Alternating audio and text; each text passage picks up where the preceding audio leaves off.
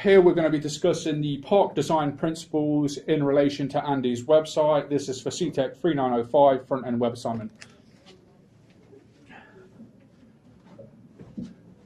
Okay, Andy, so if you could just describe what's going on and how you've gone about approaching the design here.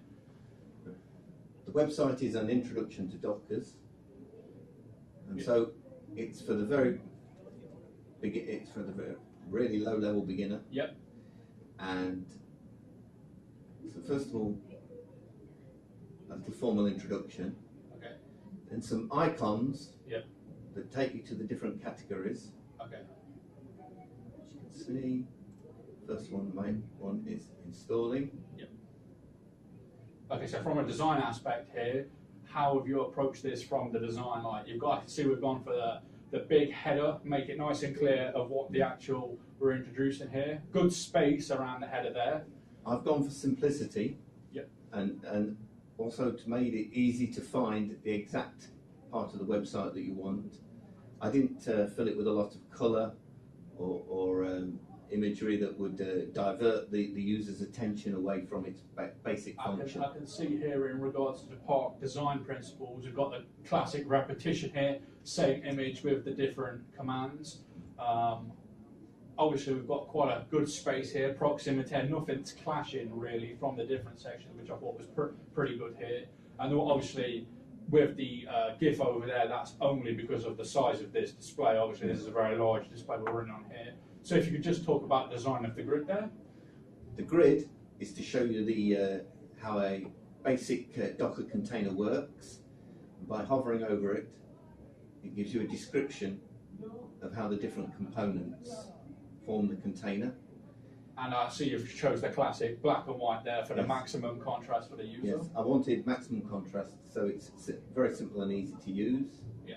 I don't want any confusion on the website. Okay. Yep, absolutely.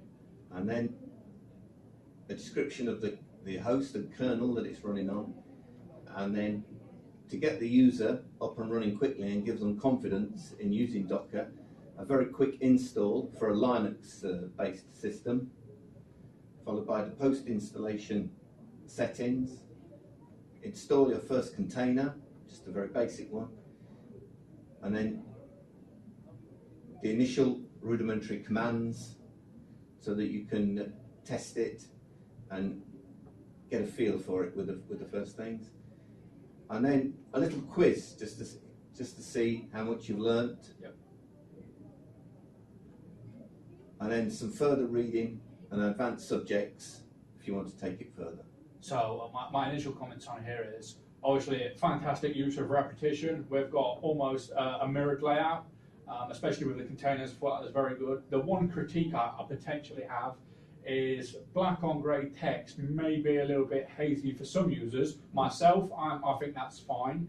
And obviously, even though there's quite a lot of, if you scroll down to where the commands are in the long list, even though I think that's particularly dense, I still think it makes logical sense because they are as would appear in the Docker shell command prompt. So I don't think there's any particular glaring issues here. I feel that the use of repetition and space in this particular project has been very good. So yeah, any closing words you've got there, Andy?